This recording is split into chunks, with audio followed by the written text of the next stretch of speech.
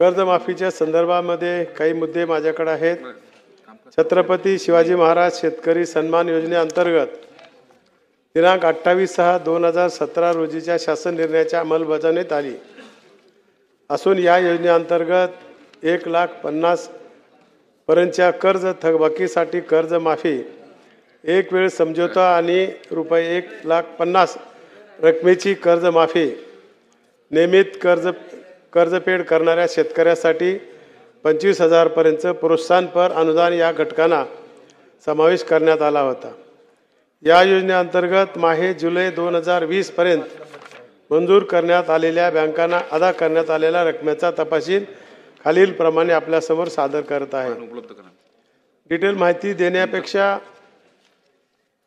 वितरित केलेले कर्ज खात्याची संख्या आहे आपल्याकडे या ठिकाणी 44,04,000 आणि रक्कम आहे 18,762 रुपये आणि त्याच्याबरोबरच माहे डिसेंबर 2019 मध्ये शासनाने महात्मा ज्योतिराव फुले शेतकरी कर्जवसुली योजनेची नव्याने अंमलबजावणी सुरू केल्याने छत्रपती शिवाजी महाराज शेतकरी सन्मान योजनेच्या अंमलबजावणी पुढील कार्यवाहीतील कालावधीत होऊ शकलेली नाही। दिनांक 27/12/19 रोजी शासन निर्णयाच्या रुपये 2 लाखापर्यंतचे थकीत पीक कर्ज माफ करण्याच्या अनुषंगाने महात्मा ज्योतिराव फुले शेतकरी कर्जवसुली योजना मुक्ती योजना 2019 ही योजना सुरू करण्यात आली आहे। सदर योजनेअंतर्गत 32,41,000 शेतकऱ्यांनी आधार प्रमाणीकरण केलेले आहे। आधार प्रमाणीकरण झालेल्या एकूण 32,33,000 कर्ज खात्यांना लाभ देण्यासाठी 20,537 कोटी इतके रक्कम मंजूर करण्यात आलेली आहे। त्यापैकी 32.27 लाख कर्ज खात्यावर 20,997.13 कोटी इतकी रक्कम जमा करण्यात आलेली आहे। सध्या स्थितीत या योजनेमार्फत 99% काम पूर्ण झालेले आहे। तसेच पीक कर्जाची उचल करून त्यांनी नियमित परतफेड करणाऱ्या शेतकऱ्यांना प्रोत्साहन देण्यासाठी विभागाने 29/7/22 रोजीच्या शासन निर्णयाद्वारे महात्मा ज्योतिराव फुले शेतकरी कर्जमुक्ती योजना 2019 अंतर्गत प्रोत्साहनपर लाभ योजना अंमलात आणली।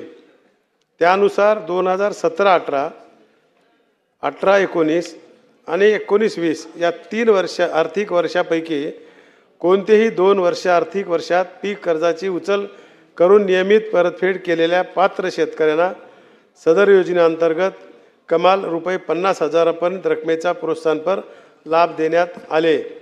सदर योजनेअंतर्गत 14.40 लाख कर्ज खात्यांना योजनेचा लाभ देण्यात अनुषंगाने रुपये 5,222 कोटी इतकी रक्कम मंजूर करण्यात आली असून त्यापैकी 14.38 लाख कर्ज खात्यावर रुपये 5,216.75 कोटी इतक्या रकमेचा लाभ प्रत्यक्ष वितरित करण्यात आलेला आहे।